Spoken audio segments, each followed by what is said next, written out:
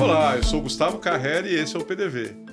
Nós estamos fazendo agora uma edição especial em áudio e vídeo, que vai ser um grande balanço do ano de 2024 e também falar um pouquinho do que vem pela frente.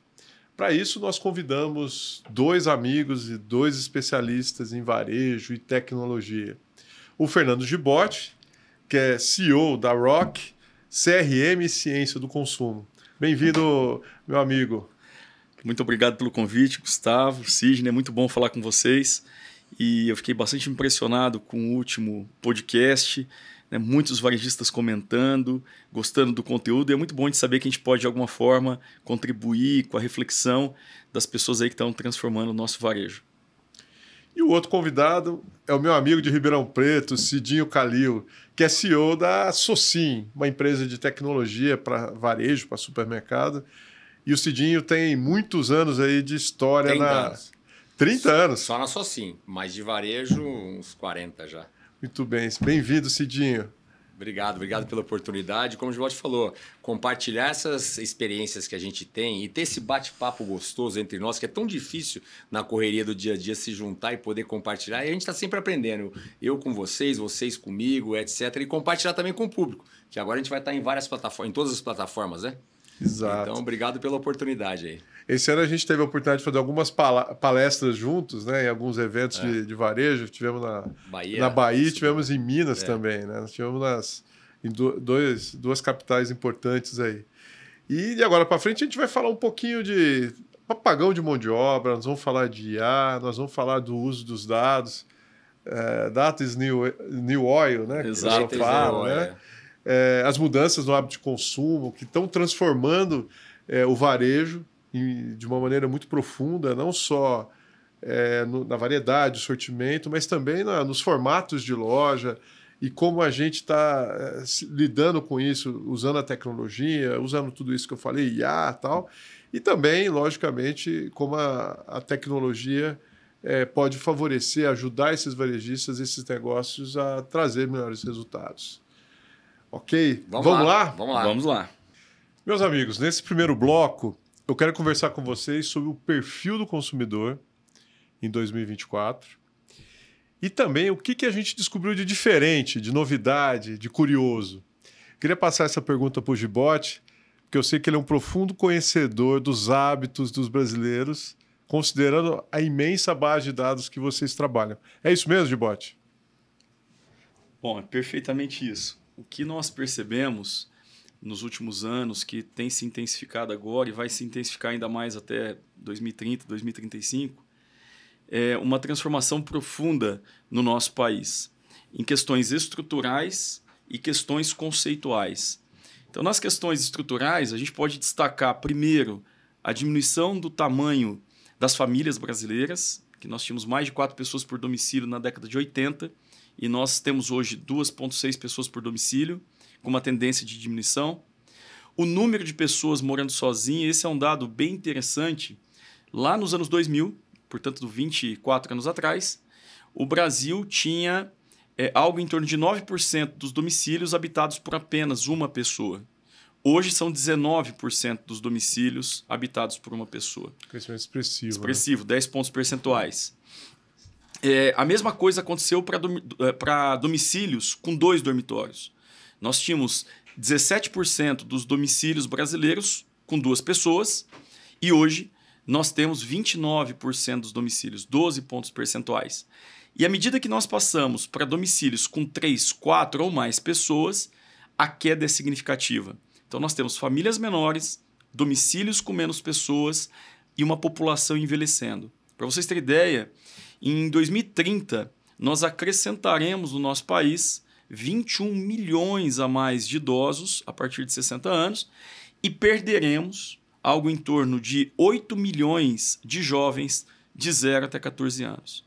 Então, do ponto de vista estrutural, nós temos uma população mais velha, morando prioritariamente cada vez mais sozinha, famílias menores e que, portanto, a gente tem uma questão muito interessante, porque imaginem uma pessoa que envelhece com poucos filhos ou sem filhos.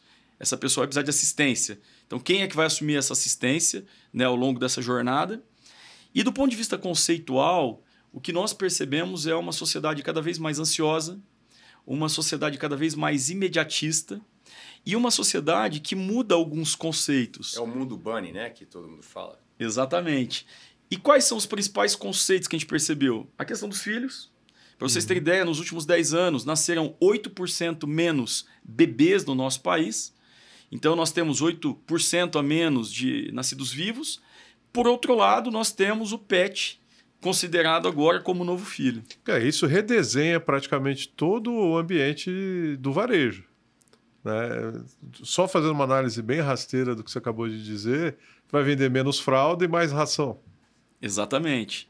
Nós vamos vender menos grandes quantidades por embalagem para menos quantidades por embalagem, né? Uma vez que tem essa transformação da sociedade que a gente está inserido. Eu acho que esse mundo bunny, a mudança do comportamento do consumidor está impactando bastante. Então, hoje, se você vai num varejo, você tem que treinar o seu funcionário a atender esse mundo que não é só uma cultura do jovem, é a cultura nossa de querer imediatismo, ser mais sensível, ser intolerante, querer resposta imediata, que a gente pega o celular, abre na hora. Então, tudo isso vai impactar. Então, a hora que você tiver um caixa, que nem tem aquelas brincadeiras, aqueles vídeos, aqueles reels no Instagram, que a mulher vai lá, descasca a banana, fala, não quero levar a casca. Então, ele pega a caixa de ovo, tira o líquido do ovo e deixa só a casca, então você leva só o líquido.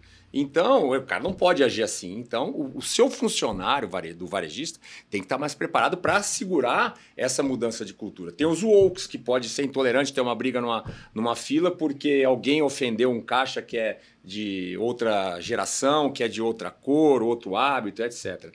Então, a gente tem que estar atento a isso também. Vai transformar não só sobre os aspectos de consumo, de mix de produtos, a oferta que vai ter que se adequar a essa nova demanda, vamos colocar assim, mas o próprio ambiente vai ter que se adaptar para receber essas pessoas. A indústria vai ter que aumentar a legenda lá, o descritivo do produto, porque a população está envelhecendo, então tem que ter uma letra maior. A hora que você vai pagar com a maquininha de cartão de crédito, vai no caixa, tem que ter uma interação melhor para atender tanto o jovem, que é intolerante, quer parar o carro e sair em 15 minutos, como o idoso que também vai ter que conseguir fazer aquilo sozinho. De alguma forma, explica também o crescimento do self-checkout, das operações de clique e retira, enfim, toda a parte de internet também associada à loja física. O que vocês acham? A loja física vai continuar se transformando para se adaptar a esse novo consumidor?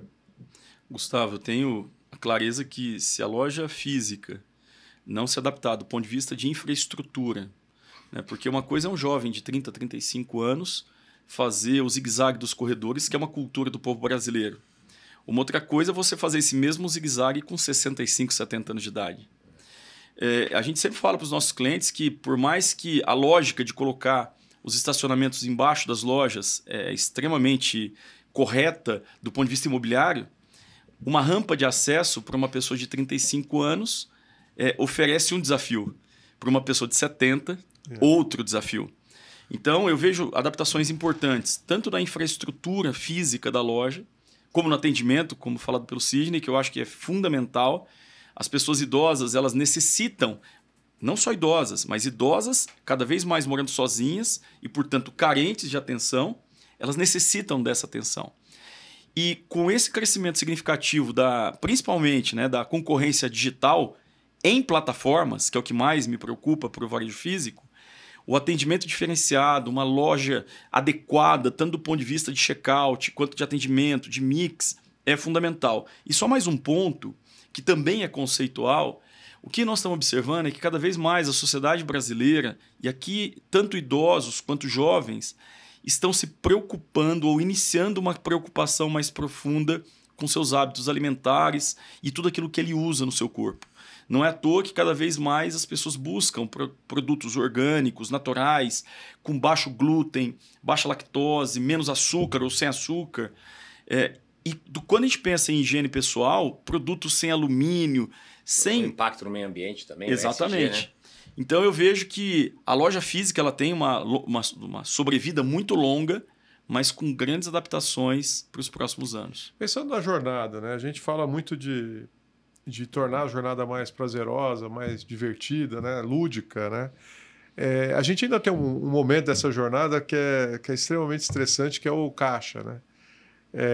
Já falei de self-checkout, mas o que pode melhorar ali naquele momento, né? Falando de idosos, tem um supermercado aqui do interior de São Paulo que até fez um caixa lento. Né? Porque serve um cafezinho, uma bolacha. Isso. Como que você vê essa transformação, Sidney, nesse momento tão importante da jornada de compra? O checkout, que é o caixa aqui no Brasil, traduzindo, é o momento de saída da sua loja. Então, a definição da experiência do cliente na sua loja é o checkout. Chegou lá no estacionamento, tem vaga. Loja com ar-condicionado, produto bem disposto, preço certo, pouca fila, variedade. Chegou no checkout, deu errado. O produto estava com preço diferente, travou o caixa, o cartão não passou por algum problema sistêmico e tal, a operadora foi desagradável. Qual a percepção? Negativa. Ou ao contrário, não tinha vaga, a loja estava aquecida, fila na promoção, mas chegou no checkout, a experiência foi positiva. Qual a experiência daquele varejo? Positiva. E a gente está tendo uma movimentação que é Brasil, que é muito grande, que vai acontecer a partir de fevereiro, que é dos meios de pagamentos, que é o Pix. O Pix é forte no Brasil, domina o leste europeu que está sendo implantado, domina o continente africano, vai entrar na Europa, os Estados Unidos ainda está tentando e está experimentando. O varejo físico hoje, 7% do pagamento Pix no varejo físico é só 7%, quer dizer. E no varejo online, 30%.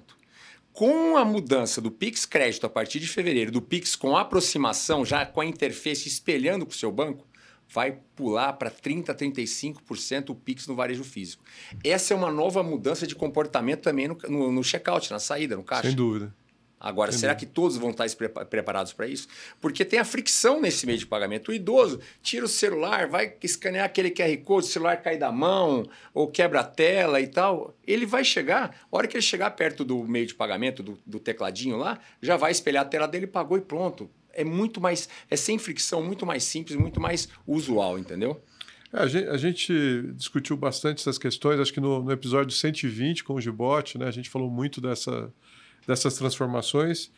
E essa movimentação entre e-commerce e loja, a gente falou bastante no episódio 119 com o Vanucci, né, que é um amigo nosso aqui do Gibotti todo.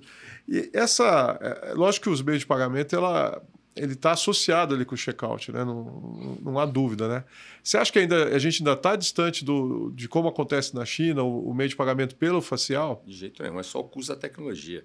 Hoje, o meio de pagamento por leitura facial já tem tecnologia usando. A gente tem cliente no Rio de Janeiro, Belo Horizonte, tem na Bahia. Isso o problema é só o custo do equipamento ainda. Mas essa tecnologia já existe bem antes da pandemia. Agora, pagar com a palma da mão, isso é o dispositivo que vai capturar esse meio de pagamento do que a própria tecnologia, que já está embarcada e está pronta aqui. Eu diria, então, que hoje o mercado já está, vamos dizer, os softwares, os frente de caixa já estão prontos. O que falta é baixar esse custo. Baixar esse custo. Mas todo mundo, tanto os bancos, toda a cadeia e o varejo já estão preparados, e as empresas de software preparadas para essa tecnologia, para essas tecnologias.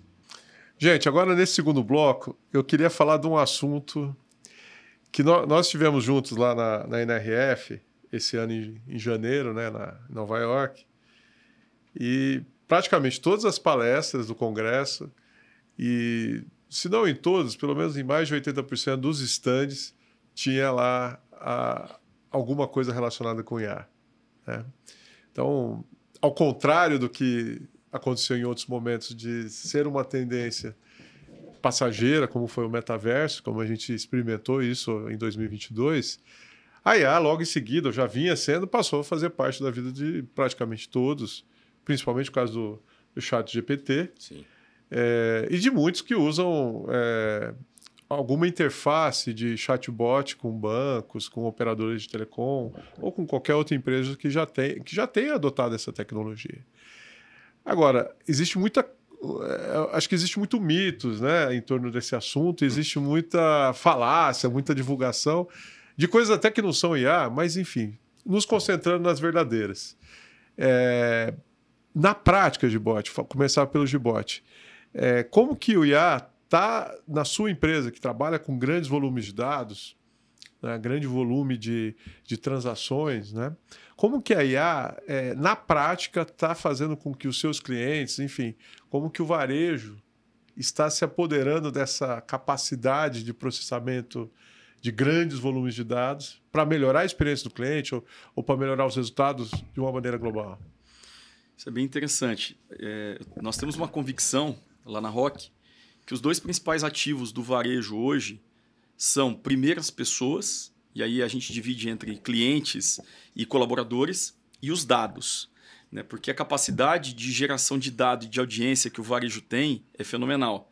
Para vocês terem ideia de números, na ROC a gente tem 90 milhões de shoppers cadastrados na base. 90 milhões. 90 milhões. Lembrando, quase metade da população brasileira. Lembrando que a PEA, que é a população economicamente ativa do nosso país, é algo em torno de 108 milhões.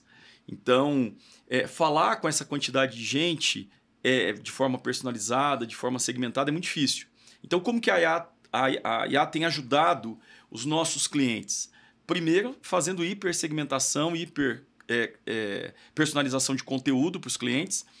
Isso nos permite enviar, cara, esse número é bem legal, 10 milhões de ativações por dia personalizadas, individualmente, 10 milhões, isso dá 3,5 bi de ativações por ano. Cara, onde a gente leva um conteúdo assertivo. Simplesmente impossível de fazer isso, nem se você tivesse recursos ilimitados de pessoas, você conseguiria fazer isso sem IA. População global são 8 bilhões? 8 bi. É impossível, simplesmente impossível. Mais de 1/3 da população global. Quer dizer, o exemplo que você está dando fica muito claro que é uma tecnologia que está permitindo fazer isso. Quer dizer, é impossível fazer isso sem IA. E o que é legal da IA, eu sempre bato nessa tecla, porque é muito importante todos terem essa consciência. A primeira vez que o termo IA surgiu, foi cunhado, foi na década de 50. E eu fiz um mestrado em inteligência artificial em 1997. 1997, mestrado em inteligência artificial. E o mais legal, que o cara que me orientou, que era o Costa, professor da Federal de Uberlândia, ele estava aposentando no tema. Fazia mais de 30 anos que ele trabalhava com o tema, quase. A gente acha que é atual, né, Alex? Exatamente. Agora, de 2020, 2021 para cá, a gente viu uma aceleração extremamente importante do desenvolvimento das redes neurais, né, das matrizes multidimensionais que apoiam modelos de decisão em IA. O que eu vejo é que cada vez mais ela está presente no dia a dia, ela é tangível e ela não tem mais volta, né? E o último ponto que eu queria destacar, o pessoal fala muito que a IA tira empregos. Não é real. Ela transforma os empregos. Prova disso é que a gente está vendo agora pessoas mais maduras, que até então estavam esquecidas pelo mercado, sendo contratadas para poder operar grandes plataformas de IA. E por que isso? Porque para você poder operar bem uma plataforma de IA, ter boas respostas, você tem que ter boas perguntas. E o que cria boas perguntas? Conhecimento, né? Basicamente, repertório e contexto. E as pessoas mais velhas têm base de dados, né? Base de dados. Base de dados da experiência das pessoas. Dados humanos, né? Dados humanos. Ou seja, falando de gestão, a sua empresa trabalha com software há muitos anos, está dentro das empresas há muitos anos. Como a IA está transformando esse lado, a parte da gestão ali da retaguarda, do freio de caixa, como que isso está favorecendo o gestor a tomar decisões melhores? Como que a IA pode fazer isso? Hoje estão sendo implementadas várias ferramentas de IA para reposição de estoque com comportamento em eventos, festa junina, Natal, Ano Novo, o que vai ser, como vai repor, qual é o consumidor, esse impacto com os dados que o Gibotti falou, desse envelhecimento da população, tudo isso trata na IA para trabalhar isso e gerar informação e melhor adaptar para localização de loja e tudo mais. Agora, a gente está investindo bastante hoje em visão computacional com IA. É a rede neural e a machine learning. O que seria? Hoje, você, em vez de ter uma operadora, você tem um túnel com o self-checkout, você escaneia o produto e quem vai checar esse produto, se é ele ou não, são as câmeras com a inteligência artificial. Cada vez mais que você passar um produto virado ou de ponta cabeça, ele vai lendo, vai armazenando e vai aprendendo cada vez mais. Então, a cerveja Heineken, não vou fazer propaganda, no Brasil todo a gente viu, qualquer imagem de cerveja, de garrafa de cerveja Heineken, ele vai ler.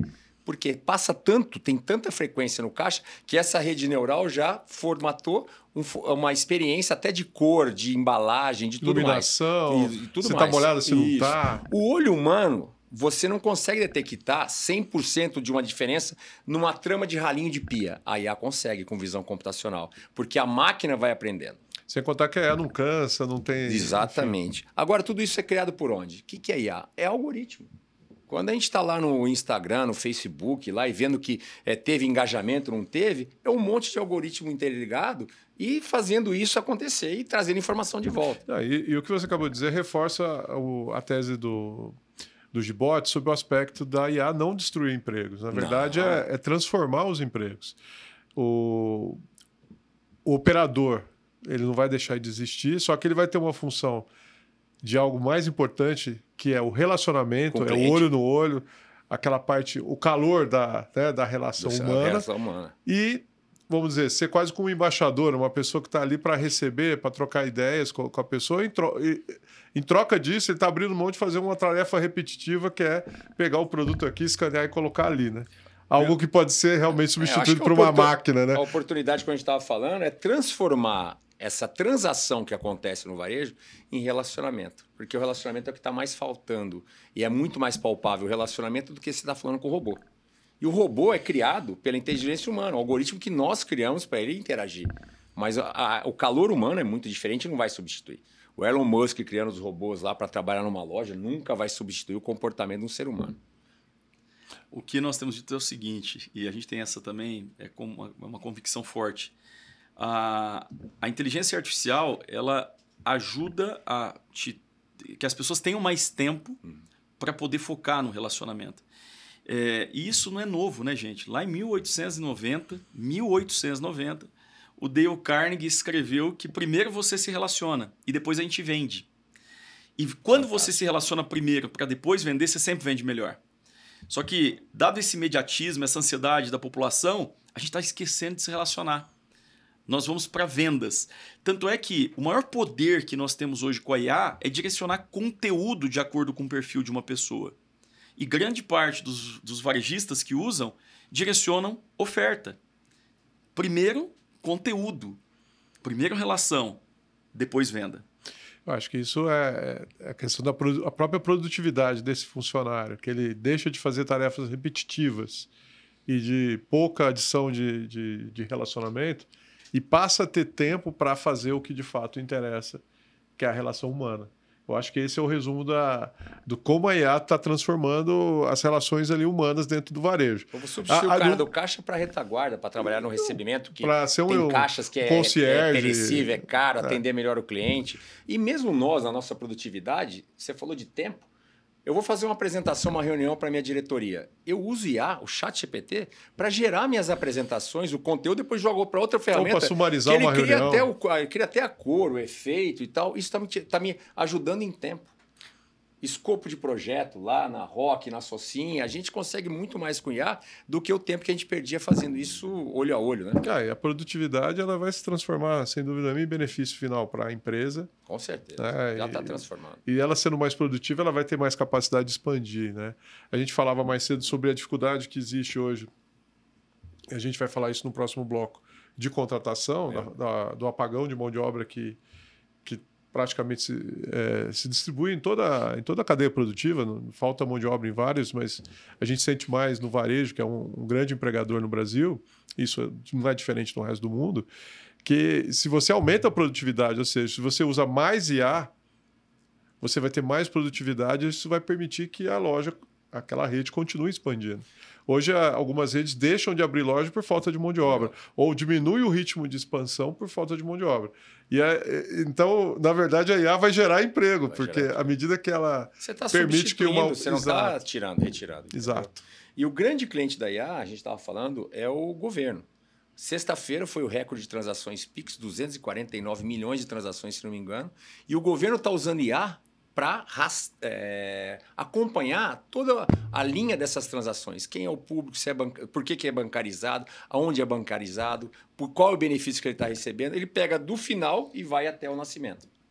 Bom, já que a gente entrou no assunto da mão de obra, do apagão de mão de obra que a gente está observando tanto,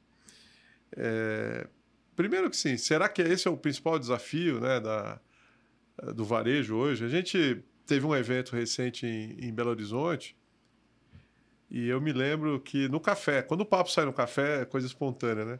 Um diretor e um dono de uma grande rede ali de Minas. Grande insight aí. Começou assim, pô, está acontecendo isso só comigo? Eu estou com uma dificuldade, eu estou com tantas vagas abertas, o outro, eu estou com tantas vagas abertas e tal.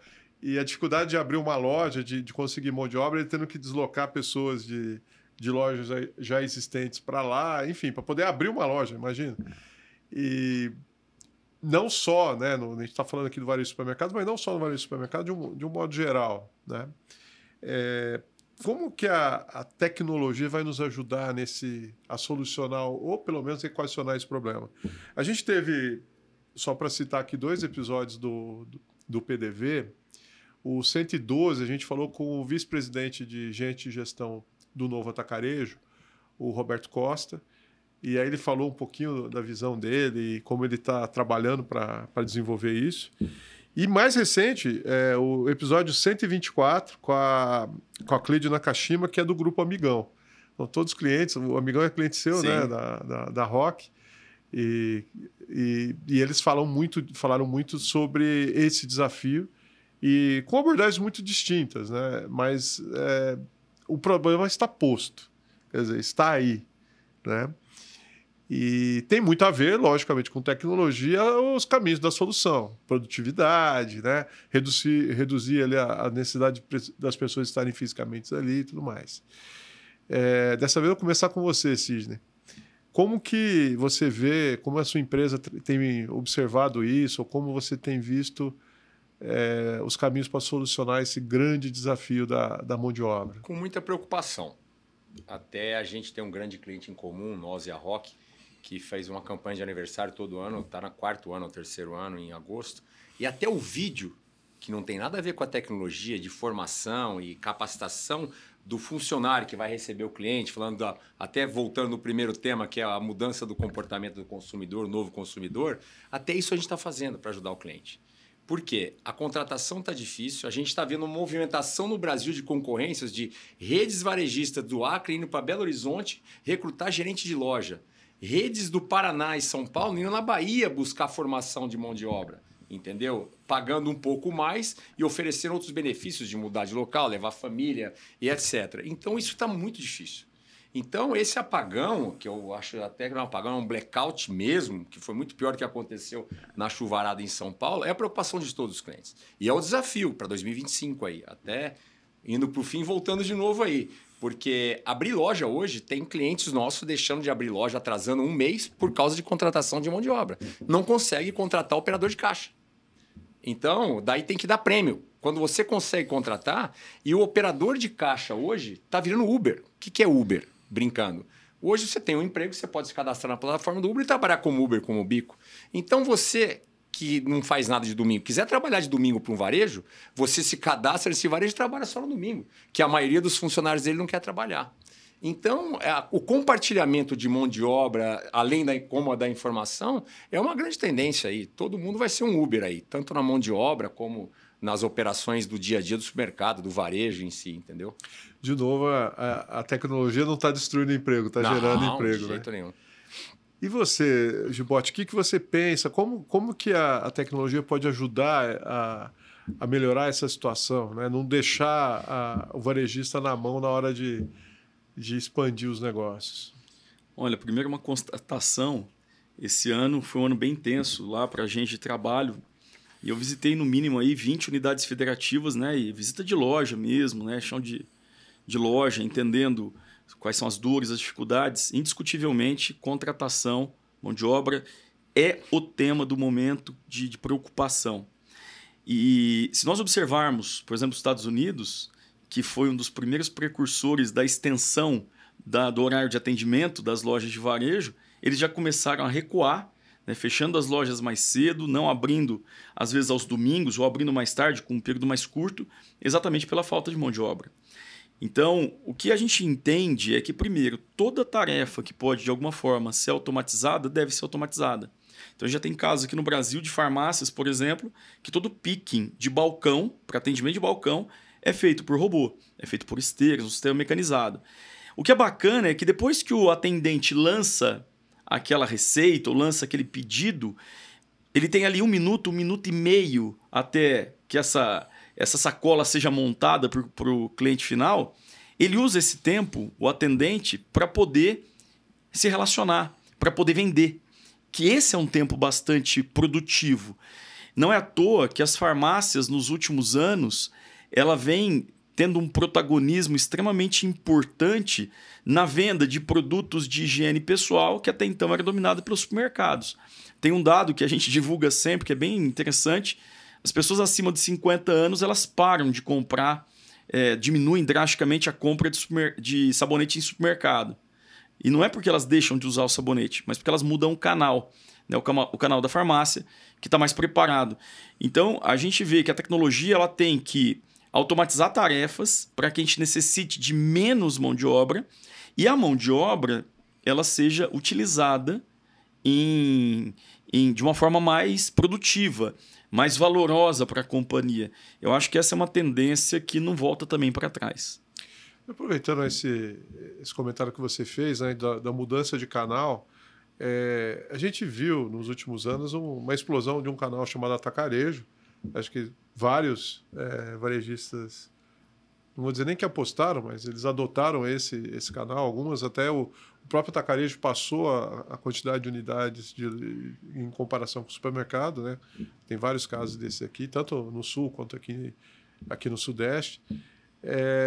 E também o surgimento de outros canais, né? Então, o que você acabou de dizer, assim, e falando do hábito de consumo, que a pessoa mais velha, como ela frequenta a farmácia com uma certa frequência, com mais vezes por semana, ele acaba comprando outros itens ali que antes ele comprava no supermercado. Mas falando de supermercado e farmácia indo além, né? A loja dentro do condomínio, a loja de conveniência, a proximidade. Teve um grande varejista de conveniência que entrou no Brasil recentemente, nos últimos anos, e expandiu rapidamente. O próprio e-commerce, as modalidades de e-commerce de clique e retira, enfim, a gente tem ali uma miscelânea de canais que, de alguma forma, tornou a disponibilidade dos produtos muito maior do que estava antes, né? Como que isso, vamos dizer, cruzando com o primeiro bloco, a gente fala de hábito de consumo, como que isso tá funcionando? Vocês acreditam? Vamos passar primeiro agora para o Sidney, que eu sei que você atende tanto atacarejo quanto supermercados no teu negócio, depois o Gibotti também tem a mesma característica. Vocês acham que algum desses formatos vai prevalecer ou que nós vamos viver daqui para frente é exatamente a ausência de um formato vencedor? Eu acho que no mundo o formato que está mais perdendo é o hipermercado. Carrefour revendo a operação e o supermercado também está aumentando metragem diária de vendas. Mas eu acho, a gente falou até em Salvador isso na última feira em julho, que a convivência em vários formatos, é igual você montaria um bar para vender só cigarro? Não. Mas eu tenho o atacarejo, eu tenho a loja de vizinhança e eu tenho a loja autônoma.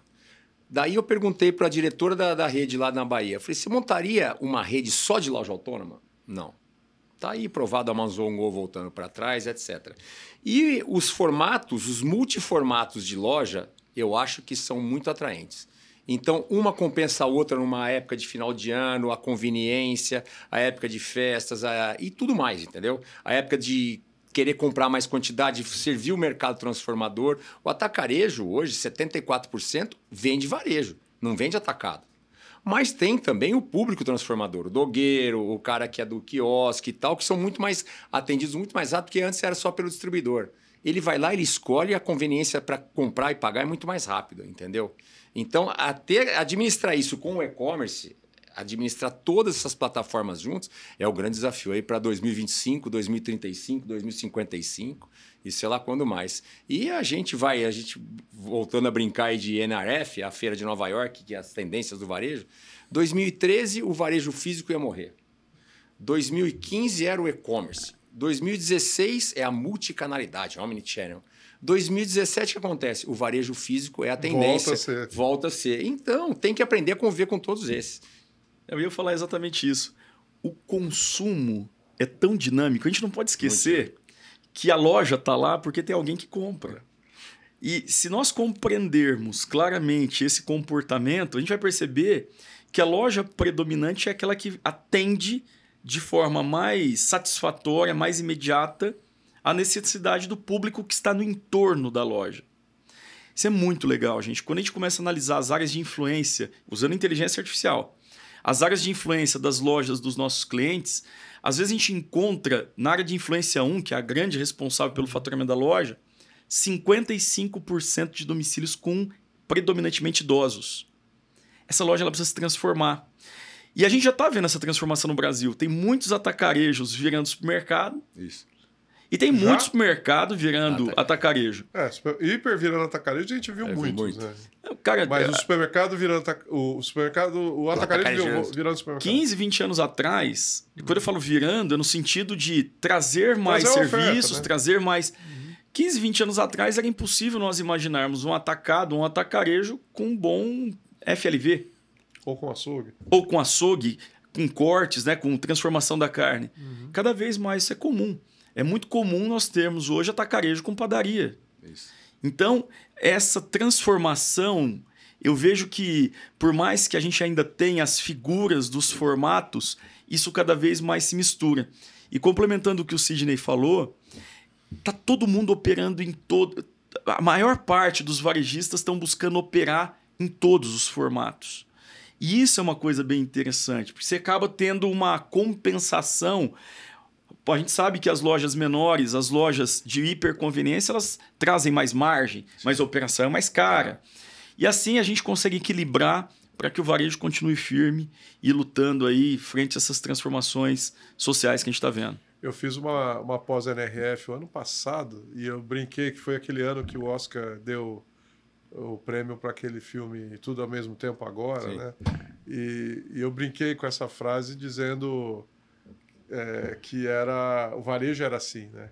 Que o varejo você tinha que oferecer, independente do canal, do formato, o produto tinha que estar disponível para ele comprar. Porque se não tivesse, ele ia comprar no celular dele naquele momento, né? Mas tinha um horário, tinha um momento que ele queria ter ali a possibilidade de pegar o item naquele momento, né? Ele quer o produto. Ele vai na loja porque ele quer o produto efetivamente. E né? ter tudo ao mesmo tempo e para todos. É igual voltando, na época fumava-se mais, eu acho. Esse dado você tem como que está o consumo de cigarro? Caindo drasticamente. No passado, o bar vendia muito, a padaria vendia muito cigarro, o bar também. Você teria um bar para vender só cigarro? Não. Mas você tem o pão, você tem o cigarro, você tem a cerveja, você tem tudo. E é isso que o público quer. Quanto mais interatividade, mais conveniência tiver para o consumidor, melhor, com certeza. Meus amigos, e agora? Vamos falar um pouquinho. A gente falou muito do presente, 2024, fizemos um balanço aí dos grandes desafios que a gente enfrentou ao longo desse ano. E para o ano que vem? Né? O que tem pela frente? Né? O que a gente olha aqui daqui a algumas semanas, né? A gente já está bem no finzinho do ano. O que vem pela frente, meu caro Gibotti, 2025?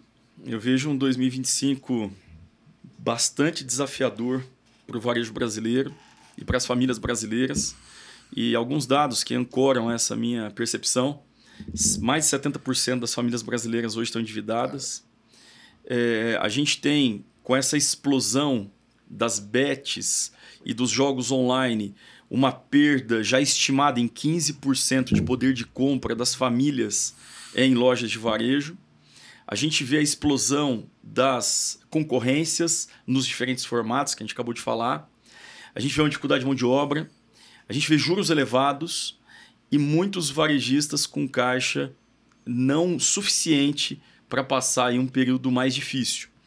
Por outro lado, a gente sempre tem as oportunidades. Então, uma coisa que a gente tem falado bastante com os nossos clientes varejistas é: quem tem caixa, preserve o caixa.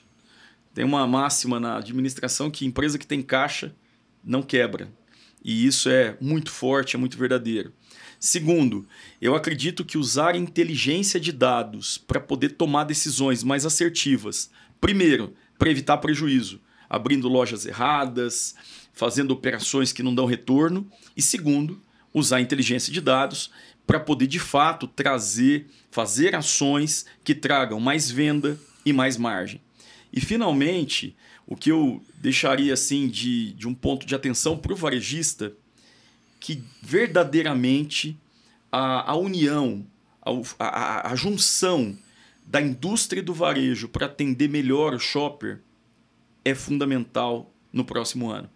A indústria ela é protagonista, mas os JBPs e os JVCs eles têm que ser construídos com uma visão verdadeiramente de curto, médio e longo prazo. E por que eu digo isso? Para encerrar aqui minha fala. Porque normalmente a indústria, que é comandada por executivos com mandatos determinados, né, ou mais curtos, ela sempre tem as metas de curto prazo, do trimestre, do semestre, do ano. O varejo é diferente, porque por mais que ele tenha metas de curto prazo para ele se manter vivo, a grande maioria do varejo alimentar brasileiro hoje ainda é de sucessão. Familiar. É familiar. Então, quem está tocando a loja aqui hoje está pensando que daqui 20 anos o seu filho vai assumir aquela loja. Sim. E que daqui 50 anos o seu neto vai assumir. Então, muitas das decisões do varejista são de médio e longo prazo. Então, casar isso de uma forma harmônica entre indústria e varejo vai ser fundamental para a gente poder atravessar bem 2025. Vai ser um ano que, na sua visão, a colaboração indústria-varejo tem que ser intensificado na busca de vamos dizer, de objetivos de médio e longo prazo. Exatamente. Amarrar toda a cadeia, né? A indústria dando esse poder do varejo continuar vivo e pungente no curto prazo e o varejo alimentando a indústria nas estratégias de médio e longo prazo para que a indústria continue pujante. Perfeito. Sobre a primeira colocação que você fez do caixa, né, da importância do caixa, a gente teve um convidado recente, que é o Sandro Benelli, que aliás ele já teve antes, e ele fala muito sobre isso. Numa pergunta semelhante, ele destaca essa importância de proteger o caixa, né? E, logicamente, aí, falando um pouco do meu mundo, assim, uma das melhores maneiras de proteger o caixa é reduzindo perdas, né?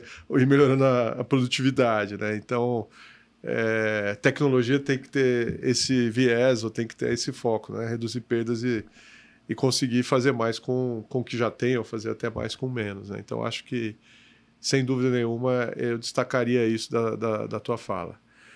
Sidney, a bola agora está contigo. Que bom que o Gibotti respondeu primeiro do que eu, entendeu? Eu acho que a gente tem 3 pilares aí, desafios, não para 2025, mas para os próximos anos. E voltando, o varejo familiar está se mostrando muito competente. Você viu grandes redes globais saindo do Brasil e quem está crescendo são os varejos nacionais, os varejos familiares, que estão se profissionalizando, estão reconhecendo tecnologia como apoio, pessoas. Então, os pilares é a gestão, antes a gente falava de tecnologia e gestão financeira. Continua a gestão de tecnologia, com IA, e-commerce, loja física, melhorando personificação do cliente, conhecendo o cliente e dados. Segundo, gestão de pessoas. Esse, para mim, é o maior desafio daqui para frente e a gente é sensível e latente isso para o varejista. E terceiro, a gestão de caixa.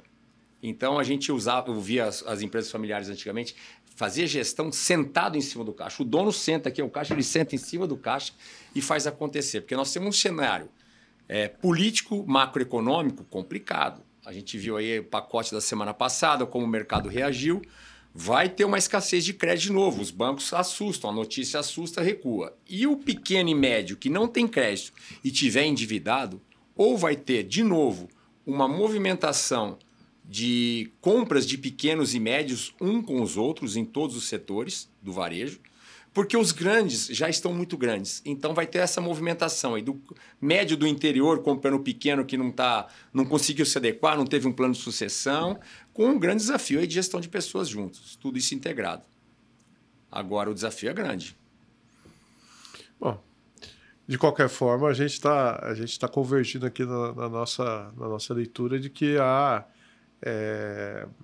mecanismos, né? Existem caminhos para que o varejista invista e consiga passar por esses desafios que de fato vão acontecer. Né? O consumidor está aí. Então, você falou, eu consigo melhorar a venda? Consegue, mas é fácil não. O que é mais fácil e tentar? reduzir despesa, reduzir custo. E também, loja que abre uma loja do lado da outra, o próprio varejista concorrendo com ele mesmo, a mesma rede concorrendo com ele, para não deixar o outro entrar e tirar espaço.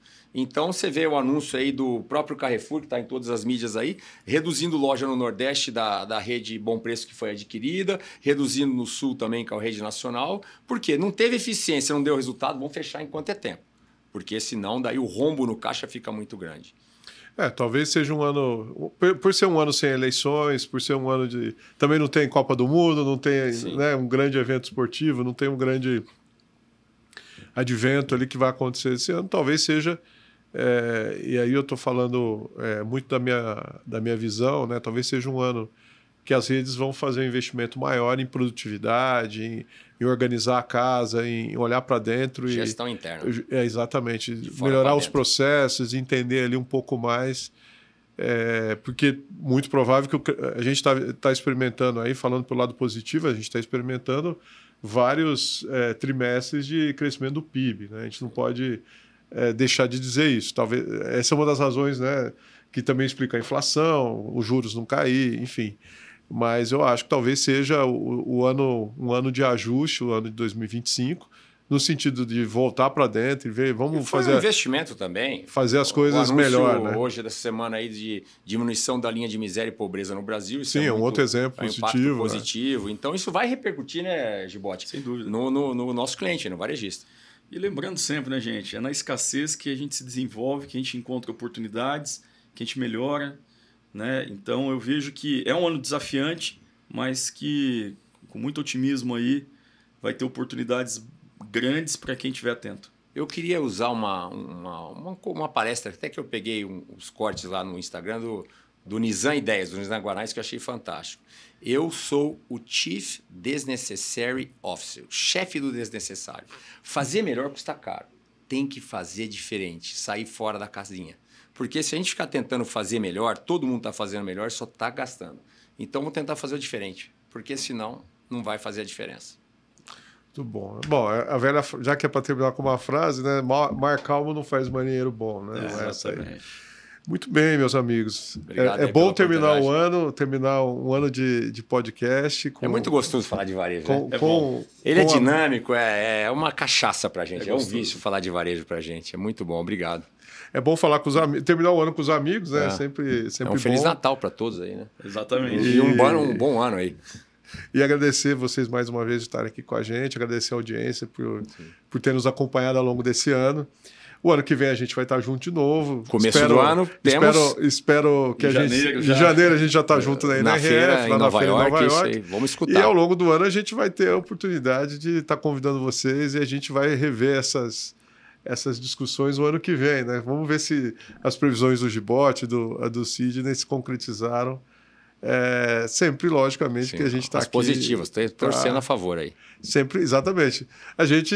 O Ariano Suassuna, ele fala... Tem uma dele que é ótima, que ele é assim... O pessimista é um chato e o otimista é um ingênuo, né? Então, ele prefere ser um pessimista esperançoso. Eu sigo Ariano Suassuna. Eu sou um pessimista esperançoso. Eu acho que 2025 vai ser um ano bom para nós. E reclamar não paga a conta e não resolve nada. Tem que construir. Tem que construir isso aí. Obrigado. Bom ano aí, gente. Bom Natal para todos aí. E olha só, a gente está terminando o ano agora. Esse é o último episódio. E a gente dá aquela pausa de final de ano, né, das festas. E a gente retoma logo no começo, já falando da maior feira de varejo do mundo, que é a NRF. Espero vocês. O PDV está de volta em 2025.